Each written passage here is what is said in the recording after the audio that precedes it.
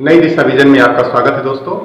आप लोगों ने पूछा था कि इसमें जो है हमारा प्रमाण पत्र और एनसी की समस्या है। कई अभ्यर्थियों ने कहा कि हमारा प्रमाण पत्र नहीं मिला है और वो जब अध्ययन केंद्र जाते हैं, अपने स्टडी सेंटर जाते हैं, तो स्टडी सेंटर की कोऑर्डिनेटर ये कहकर लौटा देते हैं कि अभी आया नहीं है। दोस्तों, पहली बात तो स्टडी सेंटर कोऑर्डिनेटर जो है क्यों आपको बताएगा कि उसका जो है प्रमाण पत्र आया है, क्योंकि 2 वर्षीय जो समय था 2017 से 2019 उसके लिए एनआईओएस ने कोऑर्डिनेटर को नियुक्त किया था। अब उसके बाद जो है अब वो सोचता है, समझता है कि उसकी रिस्पॉन्सिबिलिटी समाप्त हो गई है, जो समय था वो बीत चुका है। तो ऐसी स्थिति में अधिकांश अध्ययन केंद्रों पर जो है अभ्यर्थी निराश होकर के लौटे हैं और उनको जो है पर्याप्त सूचनाएं वहाँ से उपलब्ध नहीं हो पाती हैं। तो ऐसी स्थिति में अभ्यर्थी कहाँ जाए? अगर वो वहाँ से डायरेक्ट जाते हैं, अपने जिला केंद्रों पर जाते हैं, तो वहाँ पर भी समस्याएं बनी हुई हैं और अभ्यर्थियों को वहाँ से भी कोई जवाब नहीं मिलता है। तो अभ्यर्थी कहाँ जाएं? अगर अपने क्षेत्रीय कार्यालय जाते हैं तो वहाँ से भी अभ्यर्थियों को जो है समुचित जवाब नहीं दिया जाता है। आपके एनसी और इस प्रकार के प्रमाण पत्र के संबंध में जो भी समस्याएं इसमें चल रही हैं, उसको लेकर के मैंने जो है एक क्षेत्रीय कार्यालय के अधिकारी से बात की, तो उन्होंने बताया कि जो है सभी अभ्यर्थी जो कि उत्तीर्ण हो चुके हैं उनको उनके अध्ययन केंद्रों पर जो प्रमाण पत्र हैं एनआईओएस डीएलएड 2017-2019 के वो पहुंचा दिए गए हैं। लेकिन कुछ अभ्यर्थी ऐसे भी हैं जिनका कि इम्प्रूवमेंट का मामला था, एनसी का मामला था, और वो एनसी का मामला जो है सॉल्व हुआ। उन्होंने परीक्षाएं दी, क्योंकि इंटरमीडिएट उनका 50% नहीं था, तो उन्होंने परीक्षाएं दी और परीक्षाएं देने के बाद उनका जो है इम्प्रूवमेंट आया और उसके बाद उनका जो अंक पत्र पहुँचा दिया गया। दोस्तों, समस्या तो ये है कि एनआईओएस ने अपने क्षेत्रीय कार्यालय में सभी के अंक पत्र पहुँचाए और अंक पत्र जो है क्षेत्रीय स्टडी सेंटर के कोऑर्डिनेटर के पास नहीं पहुंचे, तो आखिर जाते कहाँ हैं? इसके बारे में अभी रिस्पांसिबिलिटी जो है जो अधिकारियों की है वो बनती है, क्योंकि सभी अभ्यर्थियों को उनके प्रमाण पत्र उनके जो है स्टडी सेंटर तक पहुंचाना उनकी जिम्मेदारी है। तो ऐसी स्थिति में एक ही रास्ता इसका बनता है कि आप अपने अधिकारियों के संपर्क में रहें, आप अपने जिला मुख्यालय के अधिकारियों के संपर्क में रहें, आप अपने अध्ययन केंद्र के अधिकारियों के संपर्क में रहें और इससे जानकारी प्राप्त करते रहें कि हमारा अंक पत्र आखिर गया कहाँ है। इसकी जानकारी करना आपका दायित्व ही बनता है, आपकी जिम्मेदारी ही बनती है। आप उसको किसी प्रकार से, किसी नेट से या किसी और माध्यम से नहीं प्राप्त कर सकते हैं, उसको आपको स्टडी सेंटर कोऑर्डिनेटर के माध्यम से ही प्राप्त करना होगा।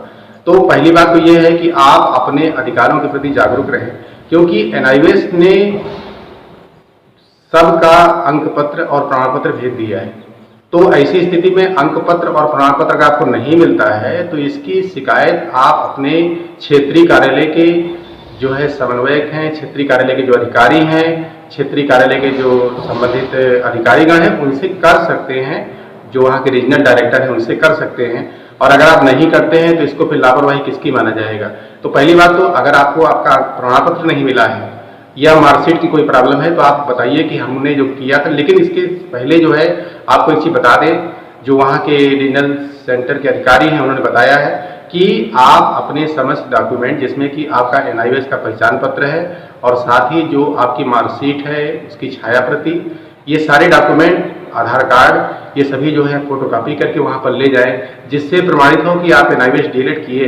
तो ऐसी स्थिति में ही आपकी कोई बात को सुना जाएगा। एक प्रार्थना पत्र लिख लें जिसको जो है उसमें आप अपना आशय स्पष्ट कर लें कि आपकी एनसी की समस्या नहीं हटी है या आपको जो है सर्टिफिकेट प्राप्त नहीं हुआ है, और उसके बाद फिर अगर हो सके तो वहाँ के किसी भी कर्मचारी का या अधिकारी का फ़ोन नंबर ले लें, जिससे कि आपको त्वरित जानकारी मिल सके बार बार आपको। क्योंकि ये देखा गया है कि जो क्षेत्रीय कार्यालय है वो लगभग आपके डेस्टिनेशन से, आपके घर से कम 500-600 किलोमीटर दूर है।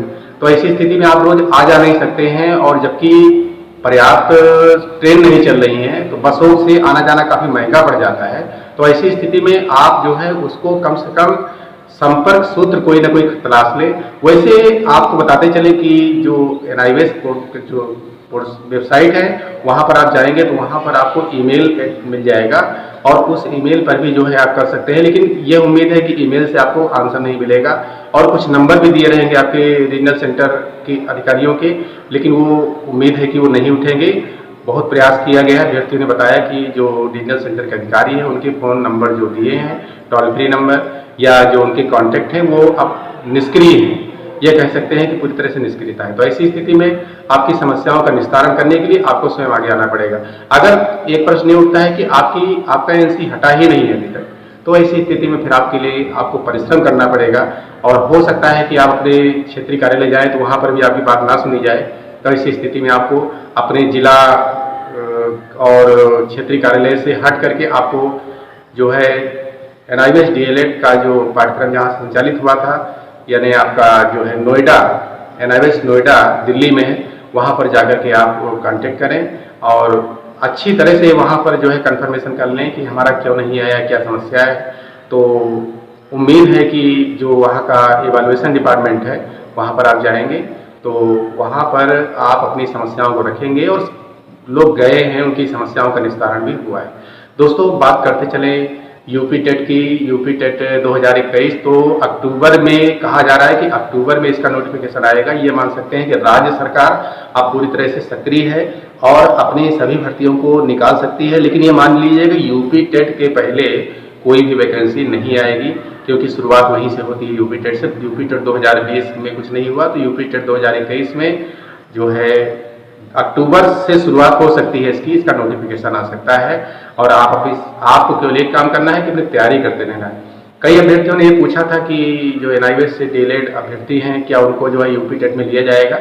इसका आंसर तो उसके नोटिफिकेशन में ही मिलेगा, उसके बारे में अफवाह वाली बात नहीं। लेकिन ये है कि काफ़ी पॉजिटिव है, मान सकते हैं कि लगभग 99% संभावना है कि यूपी टेट में NIVS DLED को लिया जाएगा। इसकी वजह जो है यहाँ की कोर्ट है और इस बीच में जो भी समस्याएं आप लोगों की रही हैं उन समस्याओं को आप लोग कमेंट से पूछते रहें। तो कमेंट में पर्याप्त जो है जितने भी कमेंट आते हैं कोशिश की जाती है चैनल के द्वारा कि उसका आंसर आपको दिया जाता है।